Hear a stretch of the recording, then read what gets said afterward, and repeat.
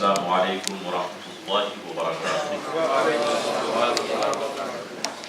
الحمدللہ والشکر للہ، سبحان اللہ ما أعظم شأنه، والصلاة والسلام على من لا نبي بعده وعلى أصحابه الخيار والتابعين الكرام وعلمائنا العظام وعلى من تبعهم بإحسان، أما بعد فأعوذ بالله من الشيطان الرجيم، بسم الله الرحمن الرحيم۔ يا أيها النبي إنا أرسلناك شاهدا ومبشرا ونذيرا وداعيا إلى الله بإذنه وسراجا منيرا، أما بعد فأعوذ بالله من الشيطان الرجيم، وما أرسلناك إلا رحمة للعالمين، وأعوذ بالله من الشيطان الرجيم، بسم الله الرحمن الرحيم، قد جاءكم من الله نور وكتاب مبين، آمنت بالله صدق الله العظيم، إن الله وملائكته يصلون على النبي يا أيها الذين آمنوا صلوا عليه وسلموا تسليما، اللهم صل على سيدنا مولانا محمد وعلى آل سيدنا مولانا محمد وبارك وسلم صلاة وسلاما عليك يا رسول اللہ۔ فرش والے تیری شوکت کا وضو کیا جانے، فرش والے تیری شوکت کا وضو کیا جانے، خسروا عرش پہ اٹھتا ہے پھریرا تیرا۔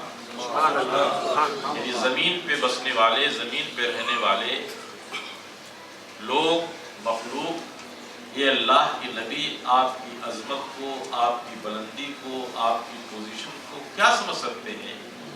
کیونکہ آپ کی عظمت بلندی کا جھنڈا جو ہے، فلک جو ہے، وہ عرش پہ لہرا رہا ہے، عرش پہ اڑ رہا ہے۔ اللہ نے اپنے محبوب کو اتنا اعلیٰ اور بالا بنایا۔ آج میں چند منٹ میں اپنی تقریر کو دو حصوں میں، دو فکر میں پیش کروں گا۔ مجھے اصل میں بیان یہ کرنا ہے کہ اللہ تعالیٰ نے اپنے محبوب کے ماں باپ کو منتخب فرمایا، حضرت عبداللہ اور حضرت آمنہ۔ ان جیسا کوئی باپ نہیں اور آمنہ جیسی کوئی ماں نہیں،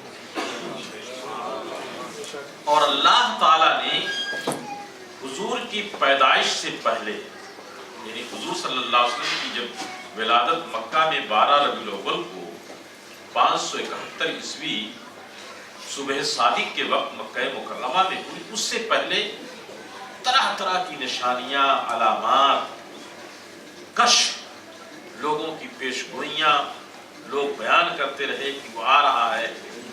اس کو مجھے بیان کرنا ہے، لیکن اس عظمت کو بیان کرنے سے پہلے جو کتابوں میں ہے، قرآن میں ہے۔ آج میں نے جمعہ کی تقریر میں کہا تھا کہ قرآن میں جو عظمت مصطفیٰ ہے، اگر کوئی محبت کے ساتھ، ایمان کے ساتھ پڑھے تو ہر ہر صفحہ، ہر سطر، ہر آیت، ہر چیپٹر، ہر پارہ مصطفیٰ جان رحمت صلی اللہ علیہ وسلم کی میلاد اور آپ کی نعت اور آپ کی تعریف اور آپ کی سیرت ہے۔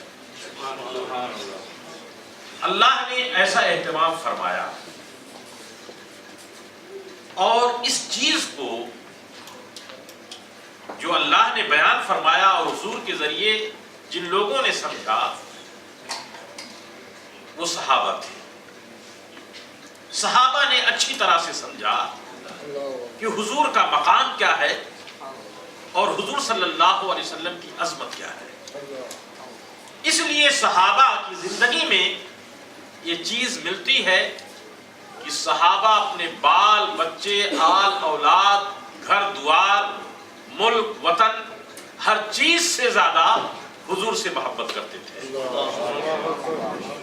اس میں کوئی کسی طرح کا اختلاف نہیں۔ اگر آپ ذرا بھی صحابہ کے سیر کو، ان کی تاریخ کو پڑھیں گے تو آپ کو معلوم ہوگا۔ اور یہی وہ چیز تھی. اب میں آپ کے ذہن کو اپنی تقریر کے پہلے حصے کی طرف لے جانا چاہتا ہوں.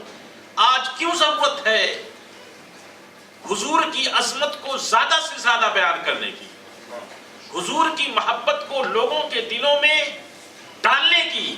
وہ اس لیے کہ آج سب کچھ نظر آتا ہے، لیکن حدیث پاک جو فرمایا گیا کہ لا یؤمن احدکم حتی اکون احب الیہ من والدہ وولدہ والناس اجمعین، رواہ بخاری والمسلم، کہ اللہ کے پیارے حبیب ارشاد فرماتے ہیں تم میں سے کوئی اس وقت تک مسلمان نہیں ہو سکتا جب تک کہ میں اس کے نزدیک، اس کے ماں سے، اس کے باپ سے، اس کی اولاد سے، سارے لوگوں سے زیادہ محبوب. نعرہ تکبیر، اس کے رسول.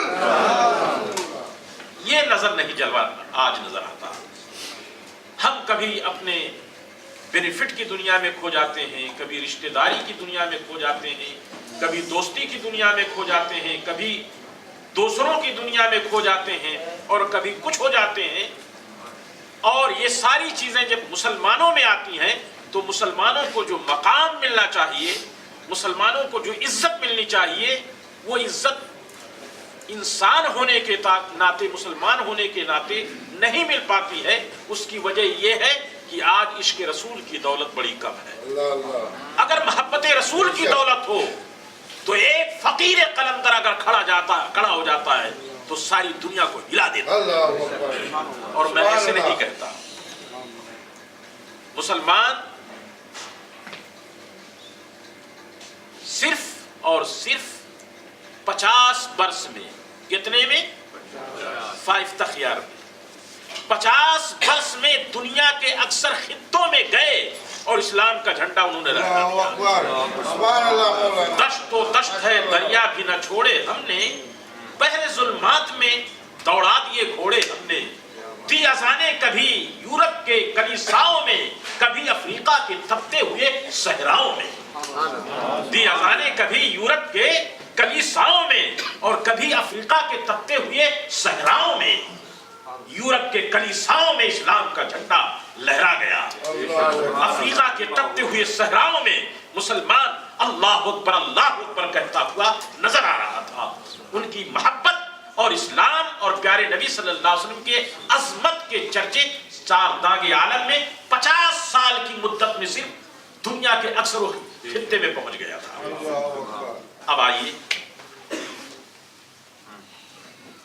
لاکھ کوشش کیا کہ مسلمانوں کو ڈیوائیڈ کر دیا جائے، مسلمانوں کو ختم کر دیا جائے. ڈیوائیڈ تو کر دیا چھوٹی چھوٹی سلطنتوں کو لے کر کے. ایک جزیرے میں 12 حکمران، ایک جزیرے میں 12 حکومت کرنے والے، ان کے مفادات الگ، ان کے مفادات الگ، لیکن پھر بھی مسلمان تھے. یہی وجہ ہے کہ لاکھ کوشش کے بعد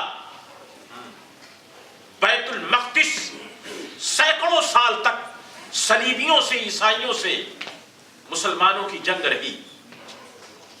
اور اخیر جنگ جو مارکے کی ہوئی کہ جرمنی، فرانس، اٹلی، یہ 3 خاص کر جرمنی، فرانس، اٹلی، اور ان پر سب سے زیادہ برطانیہ عظمیٰ کا پوری فوجیں اور ان کی کمانڈری برطانیہ کا اس وقت کا بادشاہ، جس کو اپنی زبان میں یہ شیر دل رچٹ کہا جاتا تھا، وہ کر رہا تھا. بیت المقدس کو فتح کرنے کے لیے نور الدین زنگی محمود اور سلطان صلاح الدین ایوبی رحمت اللہ تعالی علیہ نے سارے لوگوں کے دانتوں کو کھٹا کر دیا تھا. اور مسلمانوں کی عظمت صرف اور صرف عشق رسول کی دولت سے، محبت رسول کی دولت سے یورپ کے کلیساؤں میں اس طرح سے داخل ہو رہی تھی کہ اسپین پر 4 داغے، اسپین میں، اسپین کے اندلس کے، قرطبہ کے، میڈریڈ کے، قصر الحمرہ کی آج ایک ایک اینٹ حضور صلی اللہ علیہ وسلم کی امت کی عظمت کی گواہی دیتی نظر آ رہی ہے. ہوا تھا کہ نہیں ہوا تھا؟ اس کے پیچھے کون سی قوت تھی، کون سی طاقت تھی؟ حضور صلی اللہ علیہ وسلم کے عشق اور محبت کی قوت۔ اس فلسفے کو شاعر مشرق اقبال مرحوم نے بیان کیا کہ جب یہ دیکھ لیے کہ برطانیہ، اٹلی، فرانس، جرمنی یہ سارے کے سارے مسلمانوں کو ختم نہیں کر پا رہے ہیں، مسلمانوں کو پیچھے نہیں کر پا رہے ہیں، تو سوچا کہ یہ سوکھی کھاتے ہیں، سادہ رہتے ہیں، یہ فاقہ کش جو موت سے ڈرتا نہیں، موت کی آنکھوں میں آنکھیں ڈال کر کے مسلمان اپنے دین پر قائم رہتا ہے، یہ فاقہ کش جو موت سے ڈرتا نہیں، اب کیا کیا جائے، اب کیا کیا جائے، اب کیا کیا جائے؟ تو انہوں نے ایک نسخہ تیار کیا جس کو علامہ اقبال کہتے ہیں کہ روح محمدی اس کے دل سے نکال دو، حضور صلی اللہ علیہ وسلم کی محبت جو ہے نکال دو، داڑھی لمبی رہے گی، عشق مصطفیٰ نہیں ہوگا تو یہ آگے نہیں بڑھ سکیں گے، بڑے بڑے امام ہوں گے، عشق مصطفیٰ نہیں ہوگا یہ آگے نہیں بڑھ سکیں گے، بڑے بڑے مدرسے ہوں گے، عشق مصطفیٰ نہیں ہوگا تو یہ آگے نہیں بڑھ سکیں گے، بڑی بڑی مسجدیں بنوائیں گے، عشق مصطفیٰ نہیں ہوگا تو آگے نہیں بڑھ پائیں گے، سب کچھ ہوگا، روح محمدی اس کے بدن سے نکال دو۔ تو جس کو یہ تمام فوجیں اور یہ آرمی کے لوگ مسلمانوں کی اس ہمت کو توڑ نہ سکے تو انہوں نے ایک چال چلی، اور چال ایسی چلی کہ یونیورسٹیوں میں جو پرانے پروفیسر، ڈین، لیکچرر، تھنکنگ ٹینک بیٹھا اور کہا کہ اب مسلمانوں سے اس طرح سے نہیں، مسلمانوں میں اب دوسرے طریقے سے بات کی جائے گی۔ وہ کیا تھا کہ مسلمانوں کے اندر، ان کے عقیدے کے اندر حضور صلی اللہ علیہ وسلم کے تعلق سے ایسے شک و شبہات ڈال دو کہ مسلمان شبہے میں پڑ جائے۔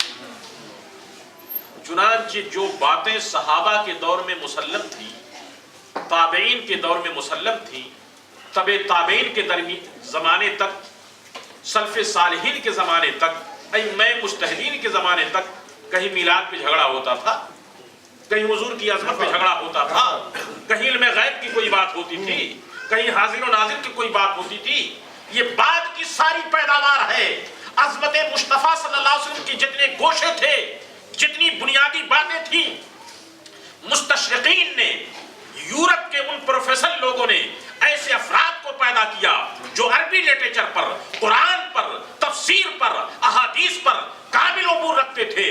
وہ صفحے کے صفحے پوری کی پوری کتابیں حضور کی عظمت پر، حضور کی رفعت پر لکھتے تھے، لیکن بیچ میں ایسا کوئی جملہ ڈال دیتے تھے کہ مسلمان شبہ میں پڑ جائے، اور اس پر انہوں نے اربوں ڈالر، بلین خرچ کیا اور ایک ایسی فکر قائم کیا کہ مسلمانوں میں شبہ ہو جائے۔ تو اب کہیں بھی کوئی عظمت کی بات آتی تھی تو کہتے